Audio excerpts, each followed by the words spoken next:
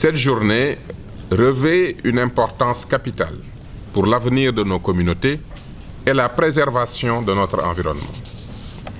Notre rencontre aujourd'hui à Saint-Louis incarne la volonté collective de renforcer nos efforts en matière de gouvernance de proximité et de gestion durable des déchets.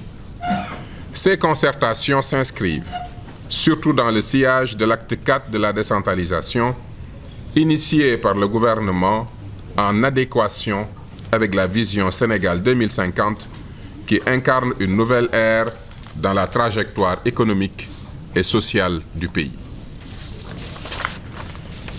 Il faut noter que l'agenda national de transformation Sénégal 2050 repose sur la capacité du gouvernement à mobiliser les ressources nécessaires, à garantir une stabilité politique durable, à coordonner les efforts de tous les acteurs de la société sénégalaise.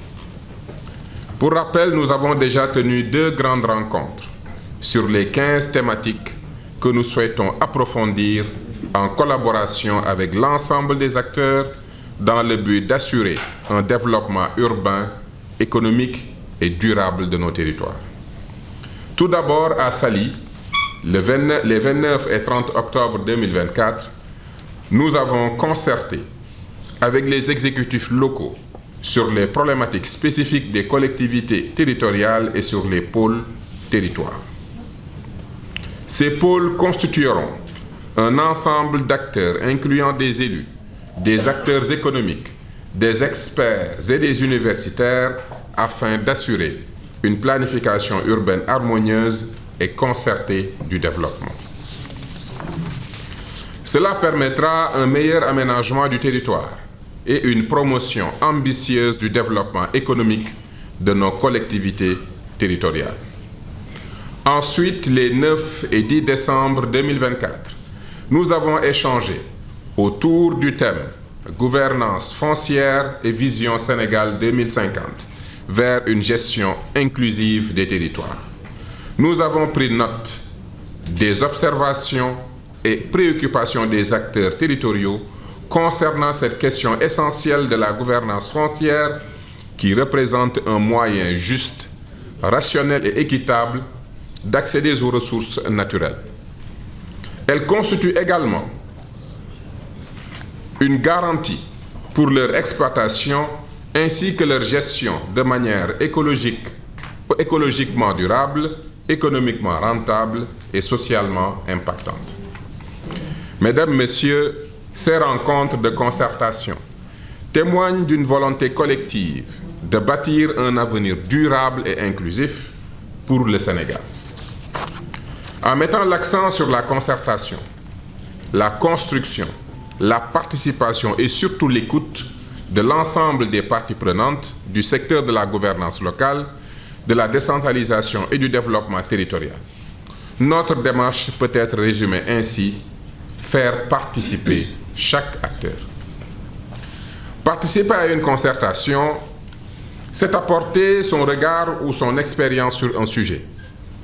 C'est exprimer et conforter ses convictions, construire un diagnostic partagé et des solutions communes. Écouter toutes les parties prenantes. Le Dalai Lama disait, je le cite, « Quand tu parles, tu ne fais que répéter ce que tu sais. Mais quand tu écoutes, tu peux apprendre quelque chose de nouveau. » Fin de citation. Ainsi, vous écouter et vous faire participer à la conception et à l'élaboration de l'acte 4 de la décentralisation est au cœur de notre démarche. Mesdames, Messieurs, c'est pourquoi nous vous avons, une fois de plus, convié ce 30 janvier 2025 à Saint-Louis pour une concertation sur une 3e thématique, à savoir la gouvernance de proximité et la gestion des déchets municipaux. D'ailleurs, Son Excellence, le président Bassirou Diomaye Diakhar Faye, président de la République, ne cesse de nous rappeler l'importance centrale du citoyen dans les politiques publiques. Le thème de notre rencontre d'aujourd'hui, gouvernance de proximité et gestion des déchets municipaux, est essentiel pour construire des collectivités résilientes, inclusives et durables. La gouvernance de proximité n'est pas simplement un principe administratif.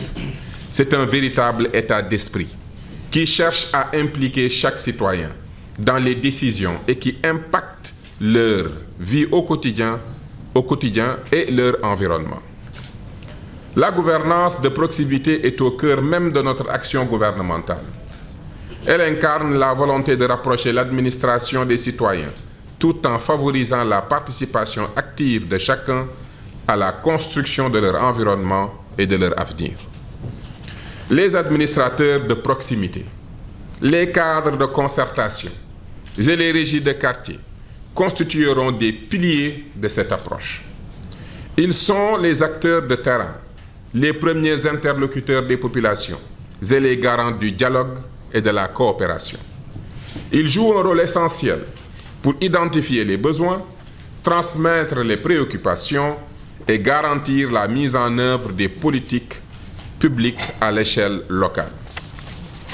Mesdames, Messieurs, les administrateurs de proximité, tels que les délégués de quartier et les chefs de village, jouent un rôle crucial dans ce cadre.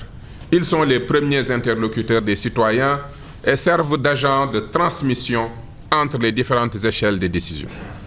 En renforçant leurs compétences et en fournissant des outils adaptés, nous pouvons assurer une meilleure réactivité aux besoins locaux.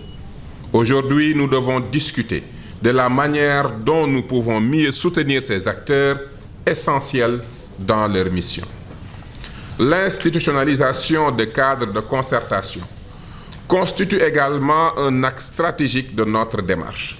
Il est essentiel de créer des espaces où les citoyens peuvent s'exprimer, être entendus et voir leurs préoccupations prises en compte. Ces cadres favoriseront le dialogue entre les autorités locales et les populations, tout en stimulant l'initiative citoyenne. Nous devons réfléchir ensemble à des mécanismes efficaces qui garantiront la pérennité et la légitimité de ces instances. En ce qui concerne les régies de quartier que nous allons promouvoir et accompagner, il est important de souligner parmi leurs nombreuses missions qu'elles auront pour objectif de gérer le lien social à travers leurs activités marchandes et des services non marchands à forte valeur ajoutée, créer des emplois destinés aux habitants les plus en difficulté, leur permettant ainsi de construire un véritable parcours professionnel, améliorer le cadre de vie de nos collectivités. Ces initiatives sont essentielles pour renforcer la cohésion sociale et favoriser le développement local. Mesdames, Messieurs, la gestion des déchets est une responsabilité qui nous incombe à tous. Elle reflète notre respect pour l'environnement et notre souci du bien-être de nos concitoyens. Malheureusement, ce sujet demeure un défi majeur dans de nombreuses collectivités. Des solutions existent et nous devons travailler de manière concertée pour les mettre en œuvre. Il est essentiel que chaque niveau de l'administration, du citoyen aux dirigeants locaux, joue un rôle actif dans cette démarche.